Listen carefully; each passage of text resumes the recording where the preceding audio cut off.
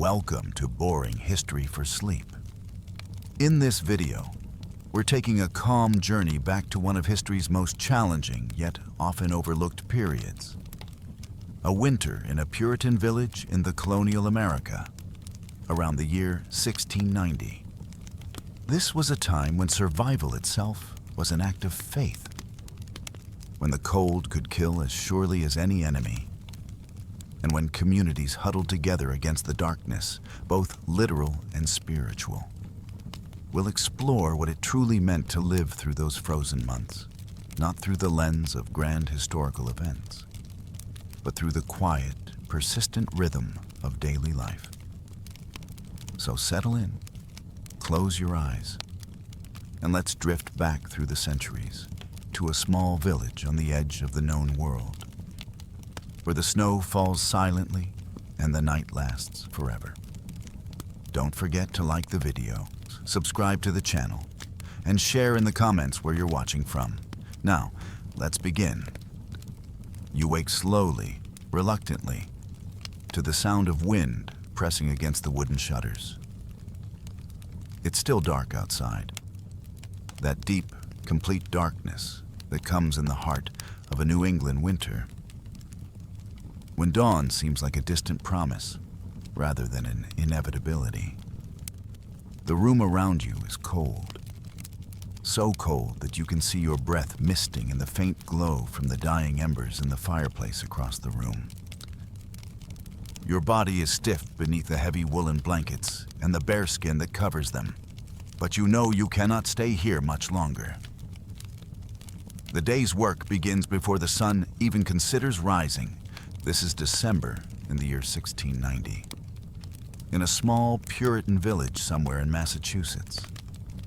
The exact name of the village doesn't matter much. There are dozens like it scattered across the colonies, each one a small collection of wooden structures huddled together as if for warmth, surrounded by fields that now lie frozen and silent under their blanket of snow. Your village is perhaps 40 families strong, maybe 200 souls in total, all bound together by faith, necessity, and the shared understanding that survival here requires everyone to carry their weight. You slide your feet out from under the covers, and the cold floor shocks you fully awake. The floorboards are rough-hewn pine, worn smooth in places by years of footsteps, and they creak as you stand. You're wearing the same woolen shift you wore to bed, the same one you've worn for the past week. In winter, you never fully undress. The cold simply doesn't allow for such luxuries. Instead, you layer and unlayer as needed, adding your day clothes over your night clothes, your outer garments over your inner ones, until you resemble a bundle of fabric more than a person. The room you're in is small, perhaps 10 feet by 12 feet, with a low ceiling that slopes down on one side following the roof line. This is the main living space of your house, which isn't much bigger than this single room with a small loft above where the children sleep. The walls are made of vertical planks, with the gaps stuffed with a mixture of clay and straw to keep out the wind. It works mostly, but you can still feel drafts finding their way through. Little fingers of cold air that seek out any exposed skin. The fireplace dominates one wall, a massive structure built from river stones and clay mortar. It's the heart of the house in every sense. All cooking happens here, all warmth radiates from here. And in many ways, all life revolves around keeping this fire alive. You've heard stories of families in other villages who let their fires die during the night and froze to death in their sleep. It's why someone always has to wake during the night to add wood, to bank the coals, to ensure that the fire never goes completely out. Last night was your husband's turn. You can see him now, still asleep on the other side of the bed, his breath coming in steady, deep rhythms. You move quietly, not wanting to wake him just yet. He'll need to be up soon enough, but for now, you let him rest. Your first task is to coax the fire back to life. You kneel before the fireplace, feeling the stored warmth of the stones against your knees, and carefully move aside the ash that was piled over the coals to preserve them. Beneath the gray ash, you can see the faint orange glow of living embers. It's a relief every morning, this discovery that the fire survived the night. You add small pieces of kindling, watching as they catch and begin to smoke, then flame. Gradually, you add larger pieces until the fire is crackling properly, throwing flickering orange light across the room, and beginning, finally, to push back against the cold. As the room slowly warms, or at least becomes slightly less frigid, you can hear the sounds of other families in the village, beginning their days. A rooster crows from somewhere nearby, its call muffled by the snow that fell during the night. You hear the sound of a door opening and closing, footsteps crunching through snow, the low murmur of voices. Your village is small enough that you know almost everyone by sight and most by name. There's Goodwife Miller next door, a widow who lives with her 3 children and her elderly mother. Beyond them is the Bradstreet family. The father, a carpenter whose skills are valued highly in a place where every structure must withstand months of harsh weather. Across the narrow lane is Thomas Wright, a farmer like your husband, though he owns more land and has 2 grown sons to help work it. Your own family is modest. You have your husband, John, who works a small plot of land on the edge of the village. The soil here is rocky and difficult, full of stones that seem to multiply each spring no matter how many are removed. But it yields enough, barely, when combined with hunting and the small amount of trade you can manage. You have 3 children, Sarah, who is 8 years old, Thomas, who is 6, and little Elizabeth, just 3. They're still asleep in the loft above, bundled together under shared blankets for warmth. In winter, the loft is actually warmer than the main floor, as heat rises and collects beneath the roof. But it's still cold enough that the children's breath creates frost on the inside of the roof boards. You begin preparing breakfast, which is a generous term for the simple meal that will start everyone's day. From a wooden barrel in the corner, you scoop cornmeal into a pot. Corn is the staple here, the crop that defines survival in these colonies. The native peoples taught the first settlers how to grow it, how to plant it in mounds with fish for fertilizer, how to harvest and store it. Without corn, none of you would be here. You add water from a bucket, another bucket that had to be carried from the well last night before the water froze. The well is at the center of the village, shared by everyone, and it's cold, brutally cold, to draw water in winter. Your hands were numb by the time you finished, even wrapped in wool mittens. You hang the pot on the crane over the fire, swinging it into position over the flames. As the water begins to heat, you add a pinch of salt from your precious store. Salt is expensive, brought in from the coast at considerable effort and cost, but it makes the porridge bearable. While the corn cooks, slowly thickening into a warm mush, you cut thin slices from a small piece of salt pork that hangs from a hook in the ceiling. The pork is hard and dark with age, preserved in salt for months, but it will add flavor and precious fat to the meal. The smell of cooking begins to fill the room, and you hear stirring from the bed. John sits up, running his hands through his hair, which is wild from sleep. He's a solid man, weathered by years of outdoor work, his hands calloused and rough. He doesn't say anything at first, just nods in your direction, and moves to pull on his outer clothes. Communication between you is often wordless like this, especially in the morning. There's a comfortable understanding built from years of shared hardship and shared purpose. From above, you hear the children beginning to wake. Sarah's voice comes down first, quietly telling her younger siblings to be still while she helps them dress. She's a responsible child, mature beyond her years in the way that children in this time and place must be. Childhood here is brief. By Sarah's age, she's already expected to help with cooking, spinning, sewing, caring for her younger siblings. There's no time for extended play. No concept of childhood as a protected, carefree time. Life is simply too difficult, survival too uncertain. One by one, the children climb down the ladder from the loft. They're dressed in miniature versions of adult clothing, layers of wool and linen, their faces still soft with sleep. Little Elizabeth reaches up to you, and you lift her, feeling the weight of her against your hip. She's cold, shivering slightly, and you hold her close to the fire for a moment before setting her down. The children know without being told to stay near the fireplace, to avoid the cold corners of the room, to move carefully and quietly. You serve the porridge into wooden bowls, adding a small piece of the salt pork to each. There's no butter, no cream, nothing to make it more palatable. But it's hot and filling, and that's what matters. Before anyone eats, John leads the family in prayer. This is not optional, not something to be rushed through.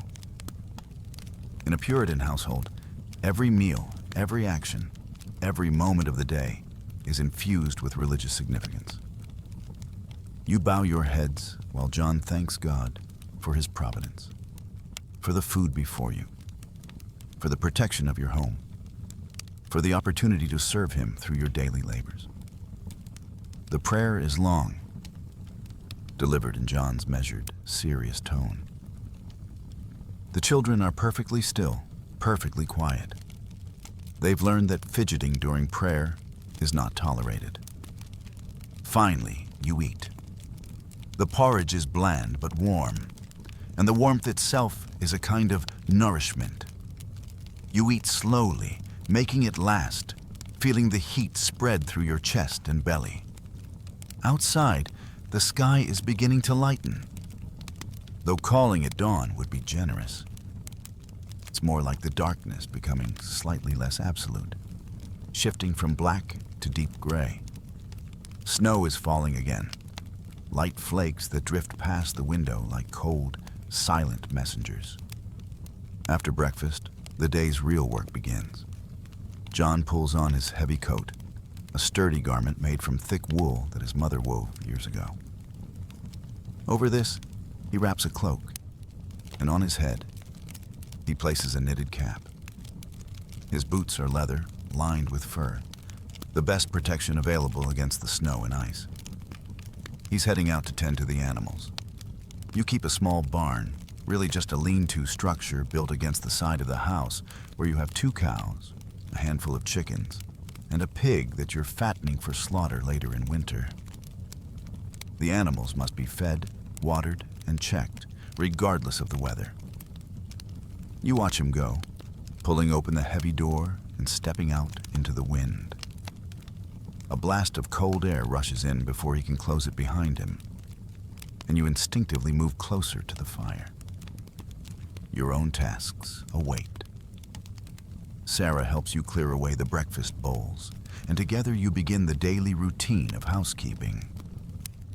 In summer, this would mean a dozen different outdoor tasks, but winter confines you mostly indoors, which means your work revolves around the same basic necessities: keeping the house warm, preparing food, and making the goods you need to survive.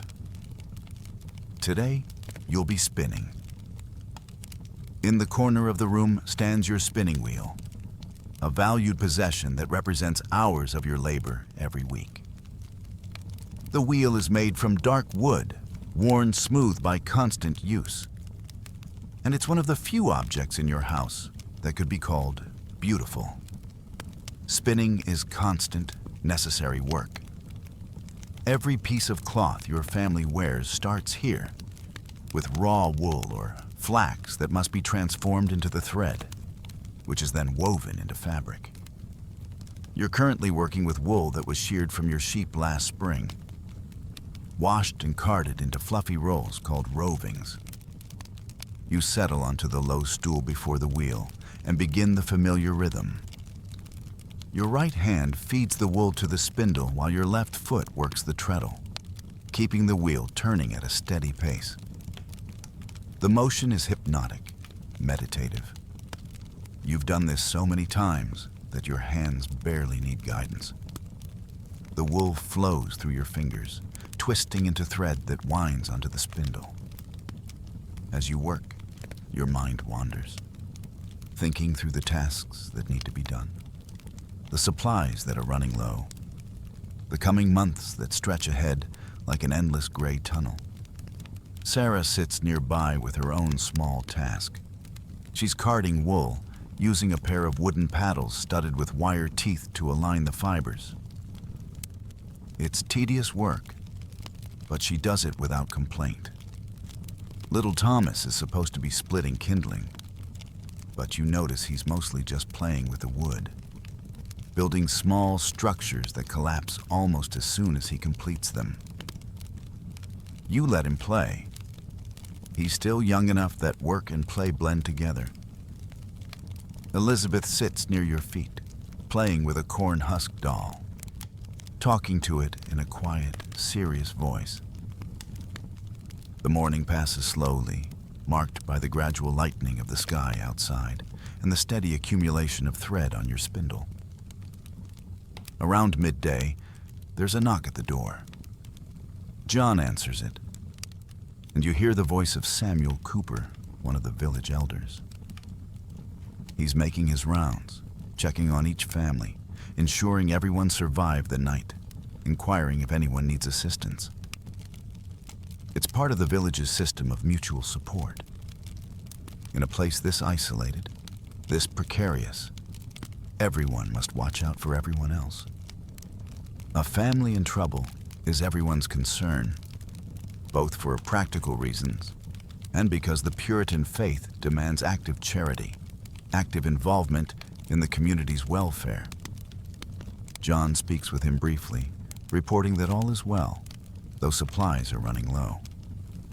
Samuel nods, unsurprised. Everyone's supplies are running low.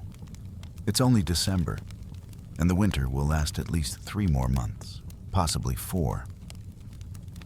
The village's stores of food, of firewood, of all necessities, are carefully monitored by the elders. Distribution is managed to ensure no one starves, though there are no guarantees everyone will stay comfortable. Before he leaves, Samuel reminds John that there will be a meeting at the meeting house tonight after evening prayers. There are matters to discuss, decisions to be made about rationing, about work parties to cut more firewood, about the families who are struggling most. After he's gone, you and John exchange glances. The meetings are important, but they're also draining. They last for hours, with every man in the village expected to participate in the discussions. Women attend, but do not speak in these formal gatherings. Instead, you sit in silence while the men debate and decide. It's the way things are done, the way things have always been done, at least as far as your life extends. The afternoon brings more of the same steady work. You finish one spindle of the thread and start another.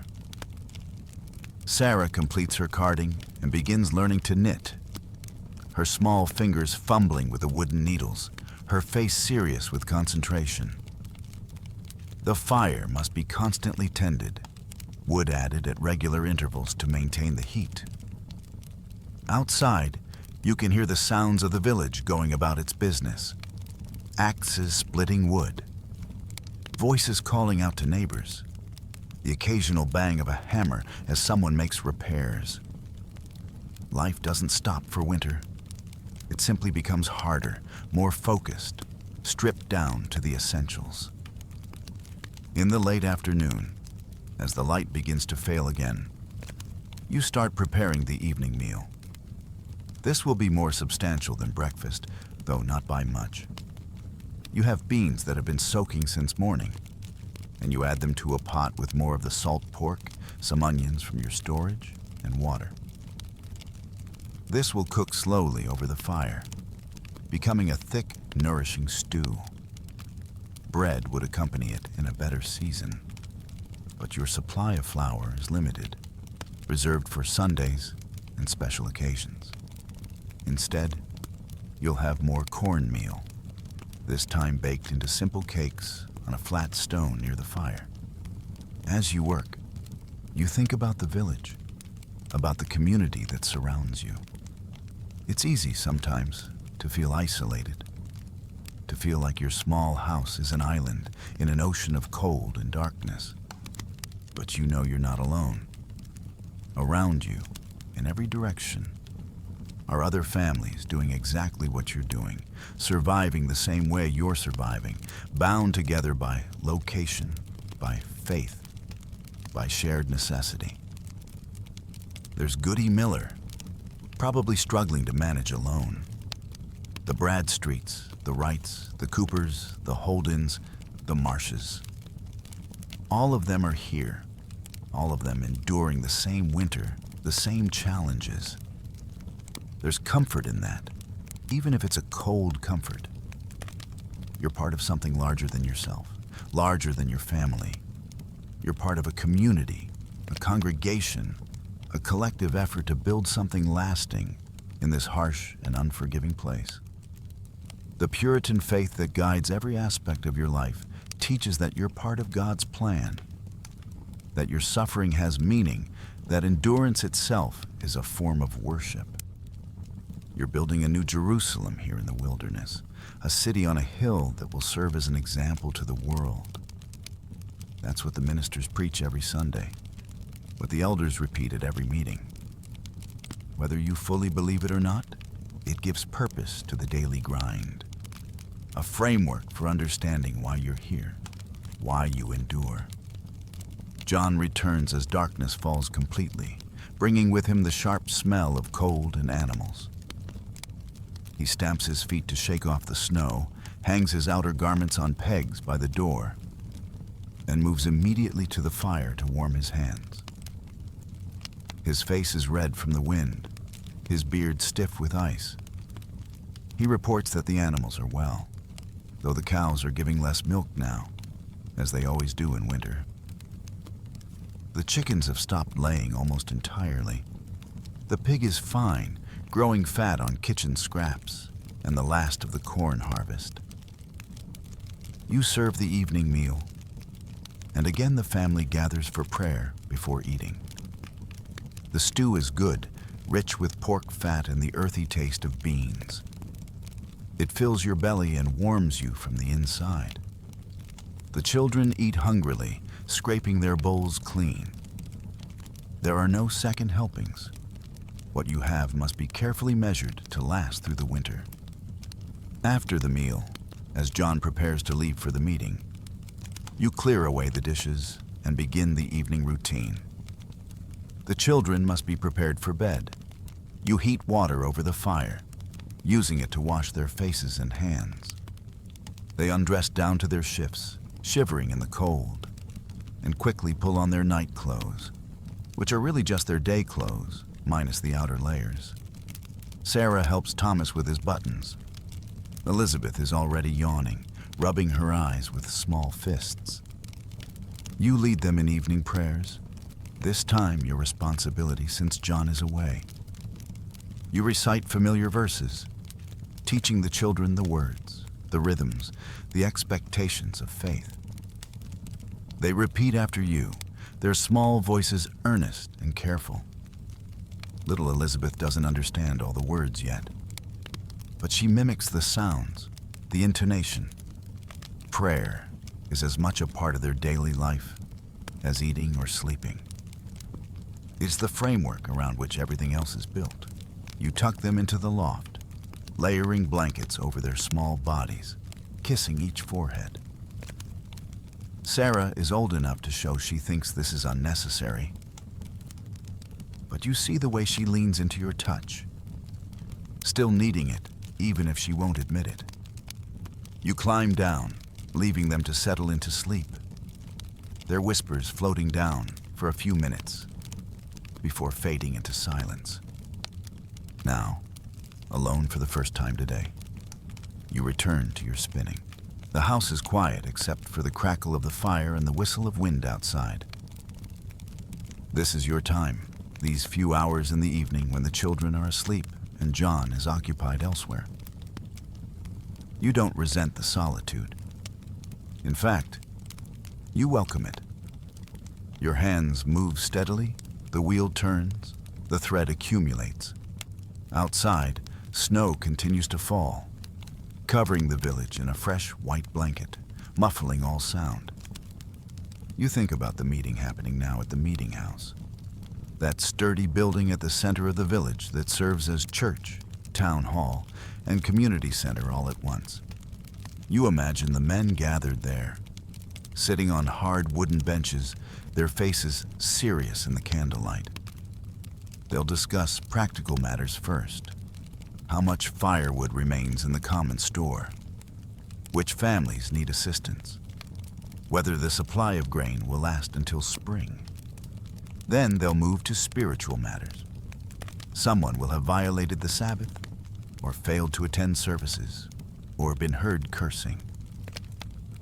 These infractions are taken seriously, discussed at length, punishments decided. The community must be kept pure, must be kept godly. That's the responsibility they all share. By the time John returns, it's fully night. He looks tired, his shoulders slumped. The meeting was long, and from his expression, you can tell it was difficult. But he doesn't discuss it in detail. That's not his way. Instead, he simply reports the essentials. Firewood rationing has been implemented, each family limited to what the elders determine is necessary. 3 families are struggling and will receive aid from the common store. And there will be a day of fasting and prayer next week to ask God's mercy for the remainder of the winter. You nod, unsurprised by any of it. This is how winters go. Every winter is a test, a trial to be endured. You bank the fire carefully for the night, covering the coals with ash to preserve them.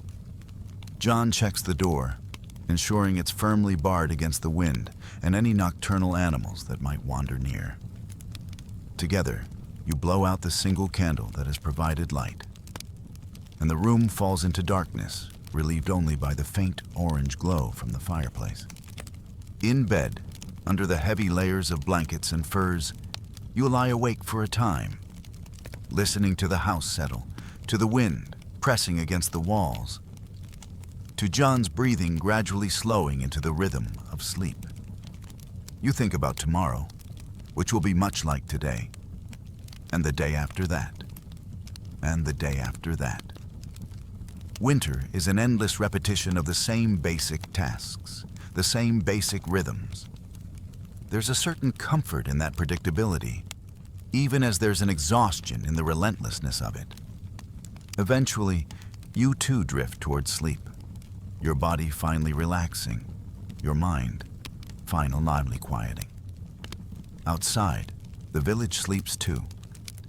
Each house a small point of light and warmth in the vast darkness, each family huddled against the cold, surviving another day, enduring as they've been taught to endure, faithful as they've been taught to be faithful. Tomorrow, it will all begin again. The fire will need to be rebuilt. Breakfast will need to be prepared. Work will need to be done. But for now, there's only the darkness, the cold, the slow, steady breathing of sleep. Before I continue, I want to give you a quick reminder.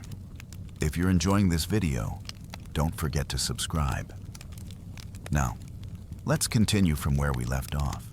The days that follow settle into their familiar pattern. each one blending into the next with the same cold reliability. You wake in darkness, rebuild the fire, prepare meals, work at your spinning, tend to the children, and fall into bed exhausted when night comes again. It's a rhythm as old as survival itself, repeated by every family in the village, repeated by families across all the colonies, repeated by generations before you and generations yet to come. There's something almost comforting in this repetition, in knowing exactly what each day will demand of you. But winter here is never truly predictable, never truly safe. Just when you begin to feel you've found your balance, something changes. A week after that first meeting at the meeting house, the temperature drops even further. You notice it first in the morning, when the water bucket inside the house has a thin skin of ice across the top, despite being near the fire. You notice it in the way the wind sounds different, sharper somehow, more aggressive as it batters against the walls. You notice it in how the children huddle even closer to the fire, how even the layers of wool they wear don't seem to be enough. John comes in from tending the animals with news that confirms what you already suspected. It's getting colder, significantly colder, colder than anyone in the village can remember for this early in the season. One of the cows is showing signs of distress from the cold, despite the shelter of the barn. The chickens have stopped moving entirely during the day, huddled together in a feathered mass for warmth. Old Samuel Cooper, making his rounds again, reports that several families are running dangerously low on firewood despite the rationing. The elders are discussing whether to organize a work party to cut more wood. But that means sending men out into the brutal cold for hours, risking frostbite or worse. On Sunday, the entire village gathers at the meeting house for services. This is non-negotiable, no matter the weather. Sunday is the Lord's Day, and observing it properly is not just expected, but required. You dress the children in their best clothes, which aren't much different from their everyday clothes, except they're slightly less worn, slightly cleaner. Sarah wears a white cap over her hair, as do you. The children's faces are scrubbed clean, their hands inspected to ensure they're presentable before God and the community. The walk to the meeting house is brutal. The wind seems to cut right through your layers of clothing, finding every gap, every opening.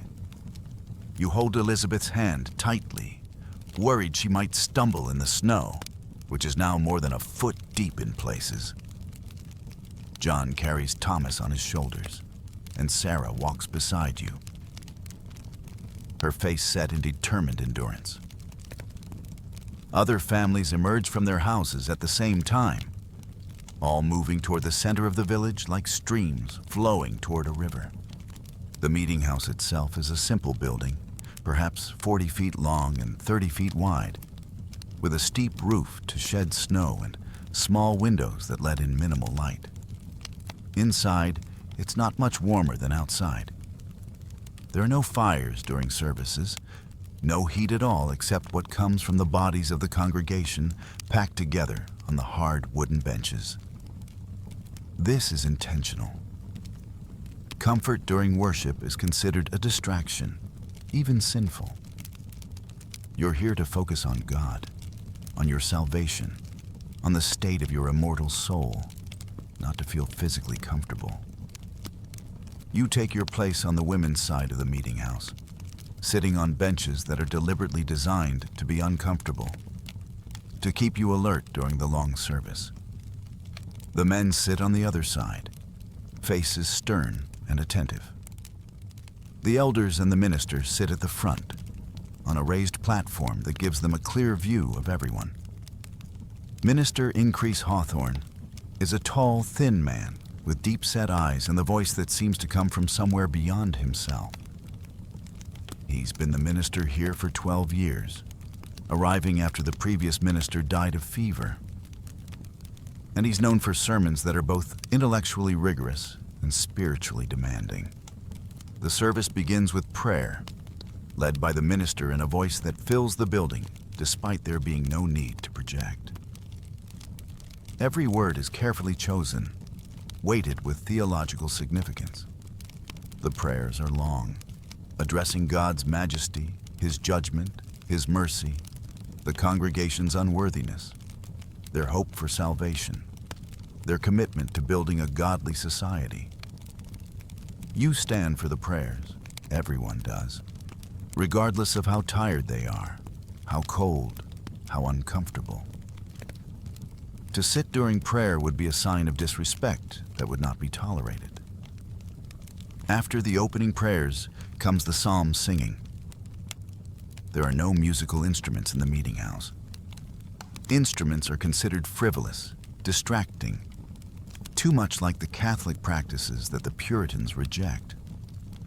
Instead, the congregation sings in unison, their voices blending together in a sound that is more earnest than beautiful. You sing the familiar words of Psalm 23 about the Lord being a shepherd, about walking through the valley of the shadow of death and fearing no evil. The words take on particular meaning here, in this cold, in this wilderness, where death is never far away, and evil, in the form of privation and suffering, seems very real indeed. Then comes the sermon, and you settle in for what you know will be at least 2 hours. Minister Hawthorne's sermons are not designed to be easy or comforting.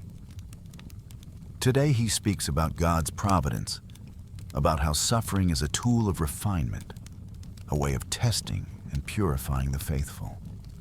He references Job, that ancient figure who lost everything and yet maintained his faith.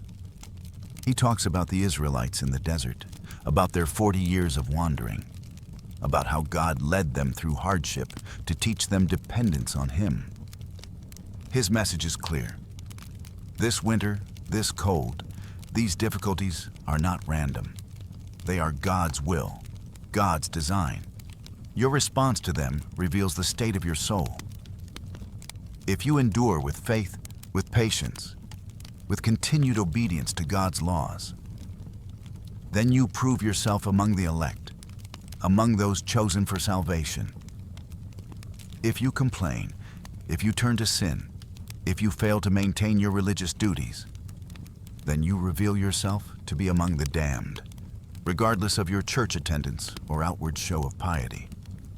It's a harsh message, but no one seems surprised by it. This is standard Puritan theology, the framework within which everyone here understands their lives. The universe is not neutral. Everything that happens has spiritual significance. There is no such thing as chance or luck. There is only God's plan, unfolding according to His perfect will. And your role is to accept it, to learn from it, to prove through your response that you are worthy of salvation. You try to pay attention. You genuinely do. But after the first hour, your mind begins to wander. Elizabeth is restless beside you, shifting her weight, and you place a hand on her knee to still her. Around you, other children are equally restless, though they know better than to make noise or draw attention. The punishment for misbehaving during service is swift and public. You've seen children dragged out and whipped for disrupting worship. The Puritan approach to child rearing does not include tolerance for disobedience. Finally, after what feels like an eternity, the sermon concludes with another long prayer and a final psalm. The service has lasted nearly 4 hours, and everyone is cold, stiff, and exhausted. But there's still more. After the formal service ends, the elders announce that there will be a community meeting immediately following to discuss the worsening weather and the village's preparations. The women gather the children in the back of the meeting house, while the men conduct the meeting. You can hear the discussion, but you don't participate.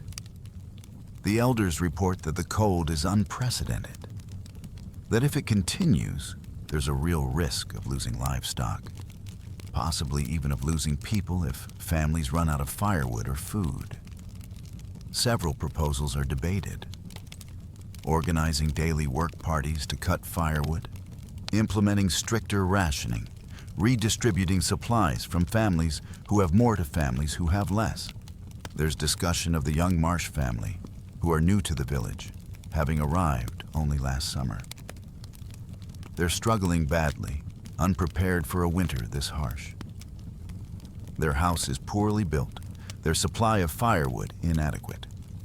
There's some debate about whether the village's resources should be used to help them, with some men arguing that the Marshes should have prepared better, that helping them sets a bad precedent.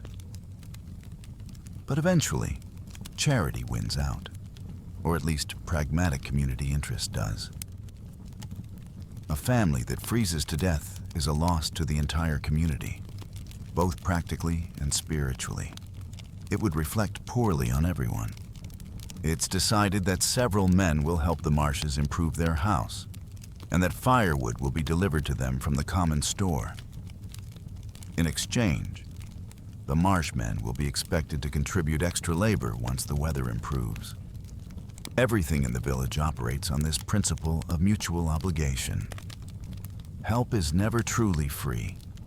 It comes with expectations, with debts that must be repaid in labor or goods or loyalty.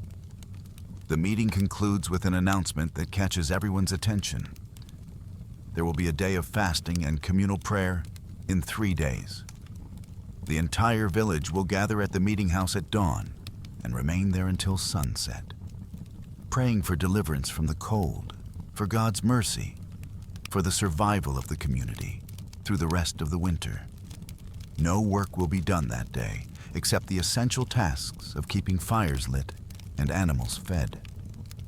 No food will be consumed until after sunset.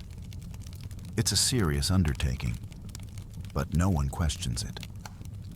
Days of fasting and prayer are a regular part of Puritan life, called whenever the community faces crisis or seeks God's favor for important decisions.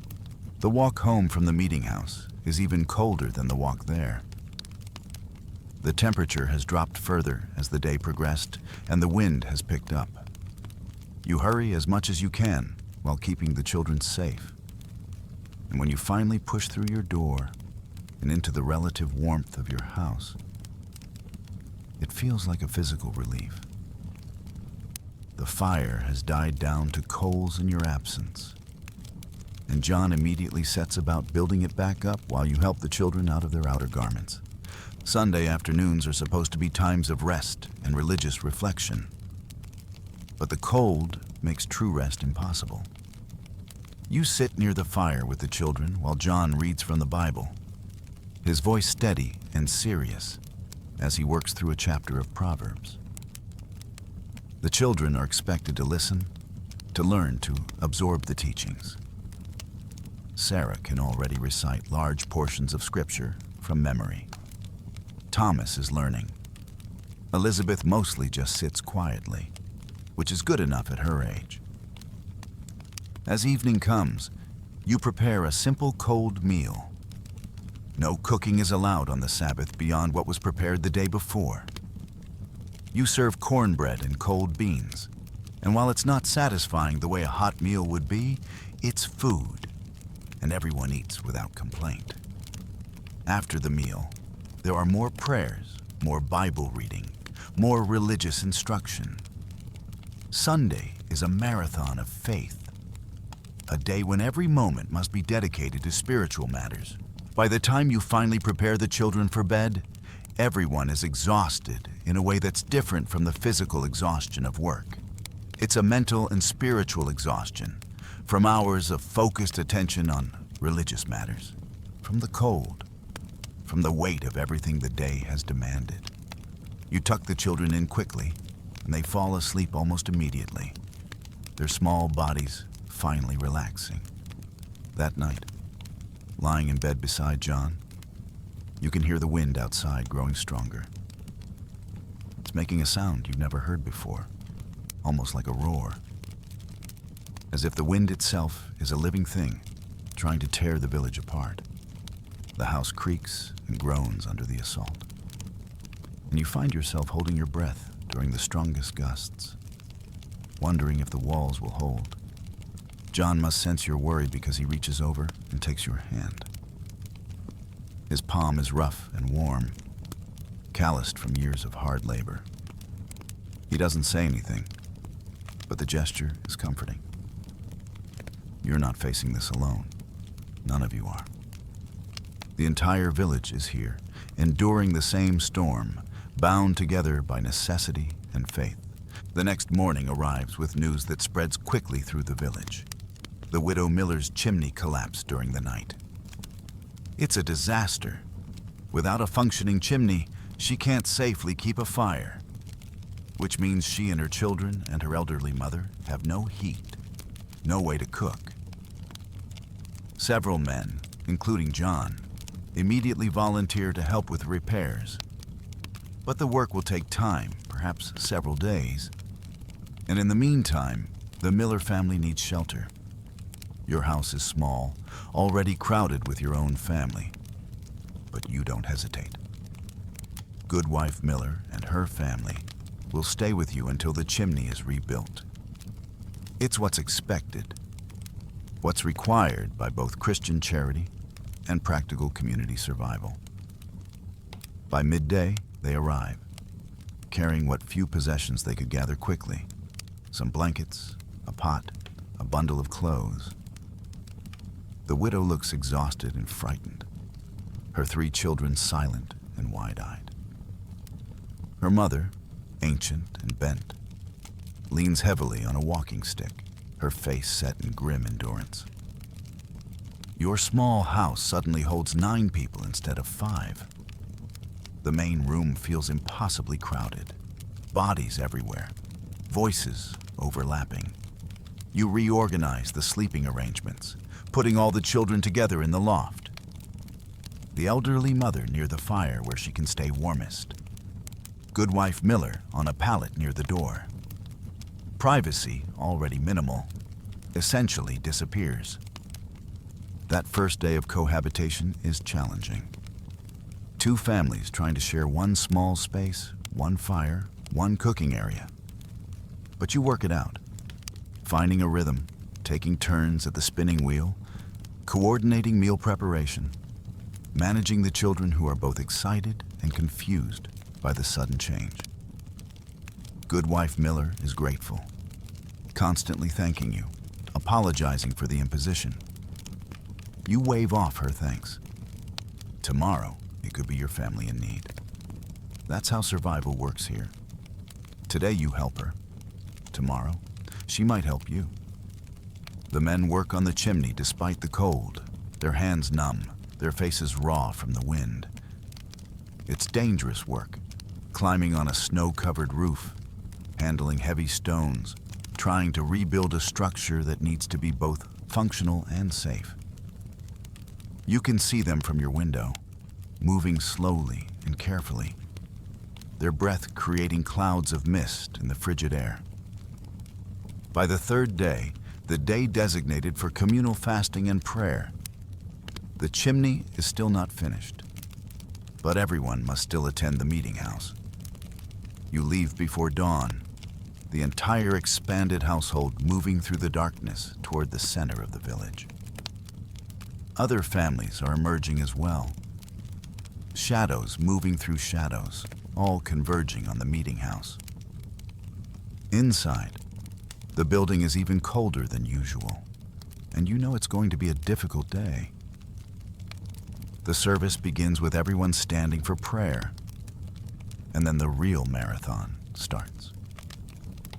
Minister Hawthorne leads the congregation through hours of prayer, interspersed with psalm singing and short sermons.